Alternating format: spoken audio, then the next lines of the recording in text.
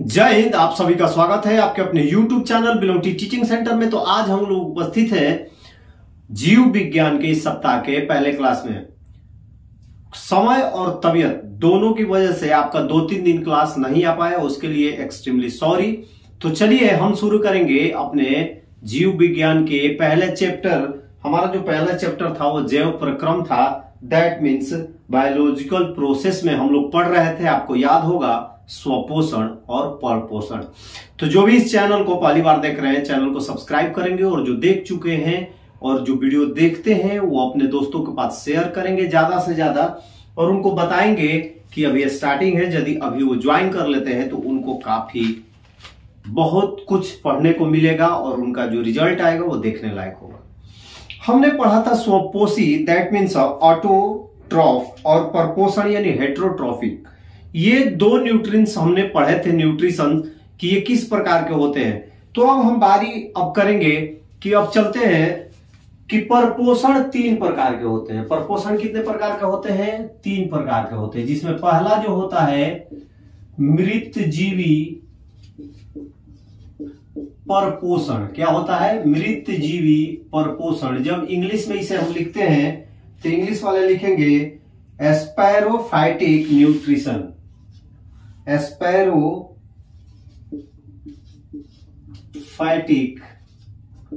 Nutrition. तो इसमें क्या, देखिए इसके नाम से ही आप लोगों को पता चल जाएगा,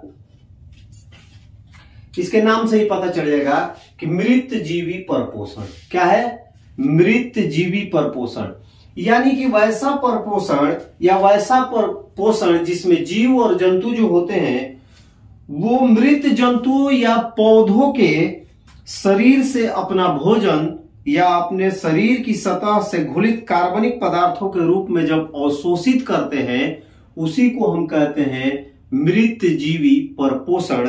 दैट मीन्स कि स्पैरोफाइटिक न्यूट्रिशन, यानी कि पोषण का वह प्रकार जो जीव जंतु या पौधे अपने सतह में घुले हुए कार्बनिक को भोजन के रूप में अवशोषित करते हैं, या मृत जीवों के जो मृत जीव हो जाते हैं उनकी सतह पे जो घुले हुए अकार्बनिक पोषण है उनको अपने अंदर खींचते हैं, उसी को हम कहते हैं मृतजीवी परपोषण।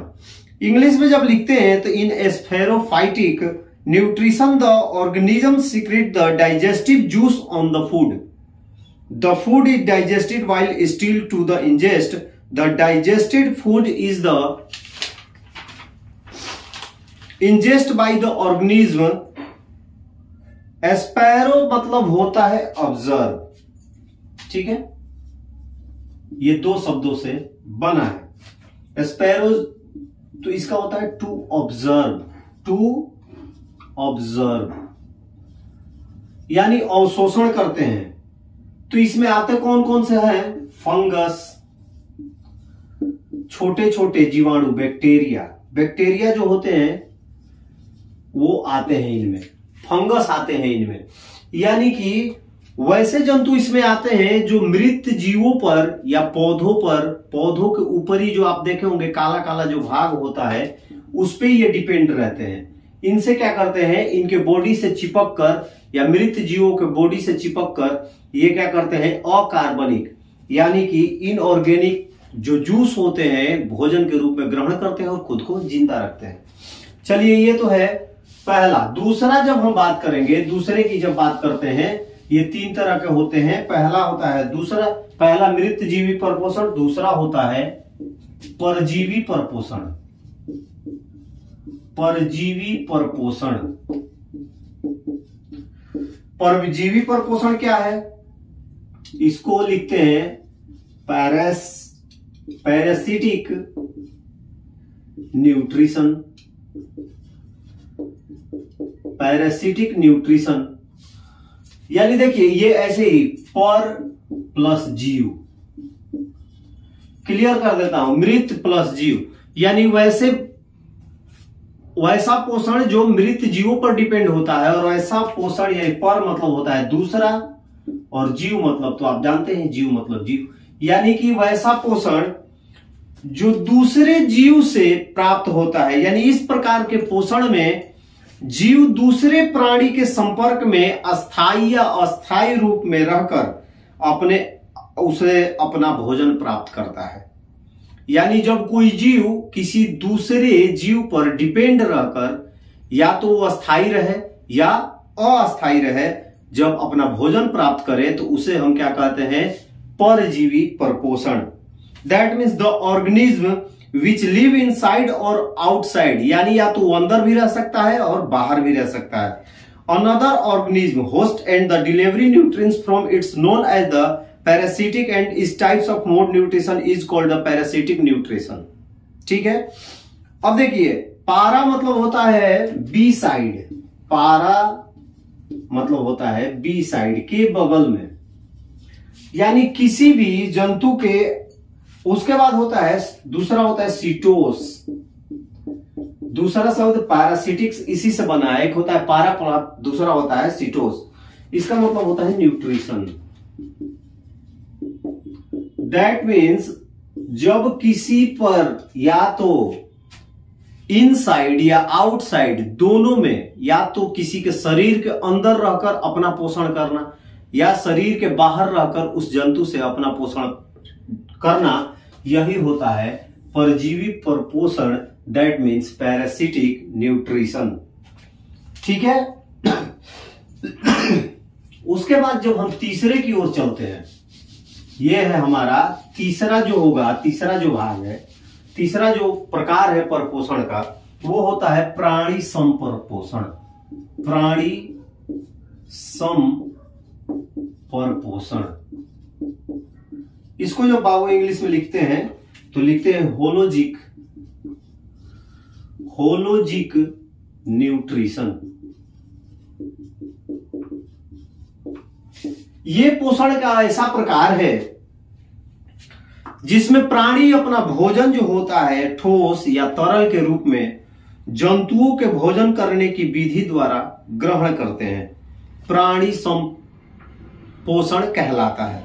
इन holozoic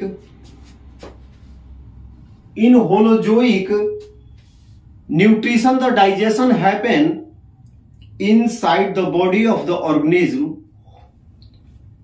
is called a holozoic nutrition. प्राणी सम मतलब क्या होता है, वैसा पोषण जिसमें प्राणी जो होता है अपना भोजन ठोस या तरल के रूप में जंतुओं के भोजन ग्रहण करने की विधि द्वारा ग्रहण करते हैं, प्राणी सम पोषण कहलाता है। हम क्या करते हैं, हम ठोस या तरल के रूप में भोजन ग्रहण करते हैं। जो भी हम जंतु देखते हैं वो क्या करते हैं, वो भोजन के रूप में शाकाहारी घास खाते हैं, मांसाहारी मांस खाते हैं। तो ये जो होते हैं दो वर्ड से मिलने के बनता है। एक होता है होलो, दैट मीन्स कंप्लीट, और दूसरा जो वर्ड होता है वो होता है जोइक, that means animal likes.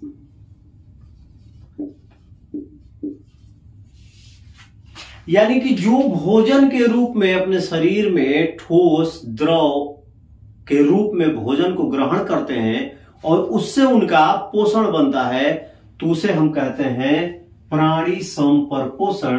That means holozoic nutrition.